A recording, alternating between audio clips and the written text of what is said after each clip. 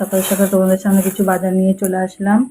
এগুলো ভ্যান থেকে, সবজি ভ্যান থেকে বাজার করা হয়েছে। কি কি নেওয়া হয়েছে দেখো, এই যে কাটা বেগুন 3টে নেওয়া হয়েছে। এখানে রয়েছে এই যে চিচিঙ্গা, এখানে রয়েছে যে বরবটি, এখানে ঝিঙে, অনেক বাজার হয়েছে। এই হচ্ছে সজনে ডাঁটা, এই একটা গোটা ওল, মানে ও আমাদের বাজার গুছিয়েও দেয় বেশ কিছু। এই ঢেঁড়স, টমেটো, আর এটা হচ্ছে করলা আর কাঁকরোল। এই যে করলা আর এই কাঁকরোল, এই বাজার হচ্ছে। আর ইনি কি করছেন দেখো, বেগুনের বোটা চিবোচ্ছে। কি উৎপাত করে না এই পুচকে। চলো, এই বাজার পর্ব প্রচুর বাজার, জানি না আবার ফ্রিজে রাখতে পারবো কি না, জানি না গুছিয়ে। ভাবছি ঝিঙে ডাঁটা আর চিচিঙ্গাটা বাইরেই রাখবো, কেন ফ্রিজে রাখার জায়গা হবে না। ওল তো বাইরেই থাকবে, আর বাকিগুলো ফ্রিজে রাখবো। চলো এবার গুছিয়ে গাছিয়ে নিই।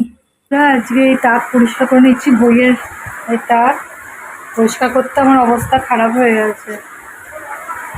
এখানে খাটটা আছে তো, খাটের উঁচু জায়গাটা আছে, ওই জন্য অসুবিধা হয় পরিষ্কার করতে। পরিষ্কার করার সময় তোমাদের ভিডিও করতে পারলাম না, কেন আমার ছোটো ছেলে পড়াশোনার জন্য ফোনটাকে নিয়ে এসেছিলো, তাই রয়েছে ঘরে। আর মাছও নেই, ওই জন্য 2টো ডিম দিয়ে আলু ঘষে নিয়েছি, একটা কাঁচা আলু ঘষে নিয়েছি, একটা না, একটা আলুর হাফ ঘষে নিয়েছি। আর বেসন 2 চামচ বেসন দিয়েছি, পেঁয়াজ কাঁচা লঙ্কা দিয়ে এটা দিয়ে মামলেট করব।